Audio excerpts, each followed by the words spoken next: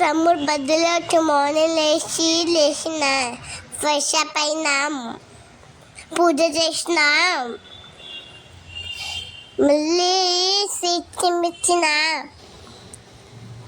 మళ్ళీ తర్వాత ఎల్లమ్మ టెంపుల్కి వచ్చినాం. తర్వాత దసరా చేసుకొని వచ్చి ఇంటికి వచ్చి మళ్ళీ అన్నం తిని వండుకున్నా. వియారా పంచుతున్నాము, సూర్యడానికి చేసినాము. తర్వాత సాయిబాబా టెంపుల్కి వెళ్ళినాము. అక్కడ దర్శనం తీసుకున్నాము, ఇట్లా బాగా చేసుకున్నాము.